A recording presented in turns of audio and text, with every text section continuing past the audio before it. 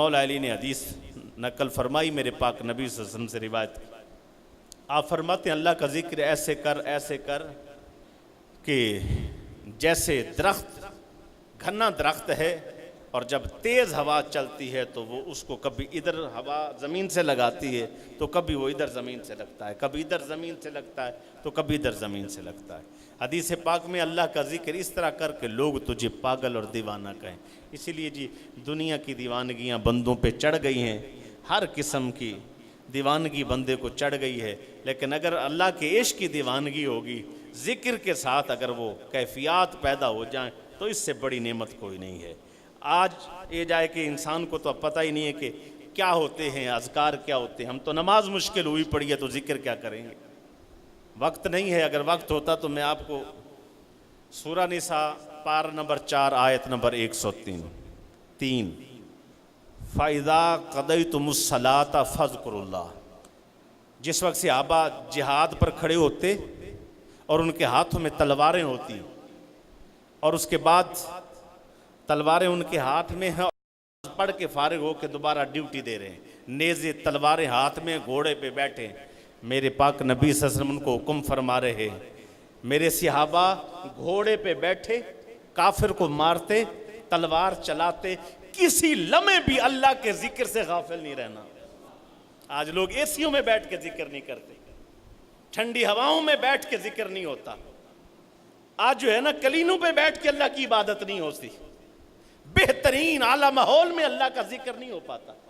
فرمایا نیزہ تمہارے ہاتھ میں ہے، تلوار تمہارے ہاتھ میں. آیت نمبر 103 اور سورہ نساء پارہ نمبر 4 جا کے اس کی تفسیر پڑھ لو. نماز پڑھ کے آئے زخم سے چورو چورے. حضور کیا فرما رہے ہیں؟ ذکر میں رہو.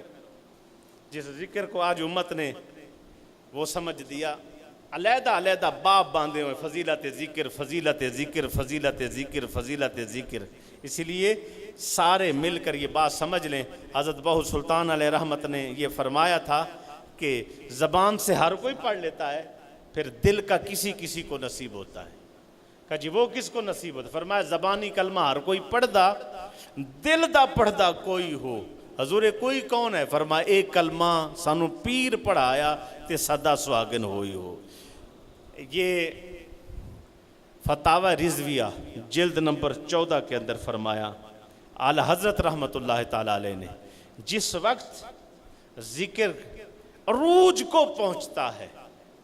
اچھا جی درخت کا عروج کیا ہے؟ جلدی بولو. درخت کا عروج کیا ہے؟ یہ روانی پوری چڑھ گیا ہے، کیا ہوتا ہے؟ پورا سایہ دے گا، اس کے اوپر پھل لگیں گے اور پھل اس کے پکیں گے اور لوگ کھائیں گے. ایسے ہے کہ نہیں؟ آپ کیا کہتے ہیں؟ درخت پوری جوانی چڑھ گیا، فائدہ دینا شروع ہو گیا. ذاکر کو ذکر میں عروج کب ملتا ہے؟ اعلی حضرت علیہ رحمت نے فرمایا ذاکر کو ذکر میں عروج سمجھو کب ملے، کیسے پتا چل؟ فرمایا جس وقت ذکر کرتے ہوئے حالت غیر ہو جائے اور گر کر کبھی بے ہوش ہو جاتا ہے، کبھی رونا شروع کر دیتا ہے اور کبھی بھاگنا شروع کر دیتا ہے. فرمایا اعتراض کرنے والے اعتراض نہ کرنا، بلکہ اب ذکر کا پھل لگ چکا ہے. ذکر کا پھل لگ گیا. اللہ کی بارگاہ میں التجا ہے کہ اللہ مجھے آپ کو ہم سب کو صحیح ذکر کی توفیق عطا فرمائے. جو لوگ احباب ذکر کی طرف اپنے آپ کو لے کے نہیں آتے، آؤ ذکر جہنم سے بچاتا ہے، دلوں کی سختی کو دور کرتا ہے.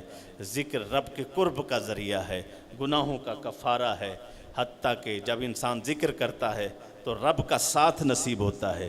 جب انسان اللہ کی دل اتنا سخت ہو گیا ہے کہ اللہ کے راستے پہ آنے کو تیار نہیں، محفل ذکر میں بیٹھ پہاڑوں جتنے گناہ ہوں گے اور پہاڑوں جتنے لے کے آئے گا تو ایسے واپس جائے گا پہاڑوں جتنی ساتھ نیکیاں واپس لے کے جائے گا.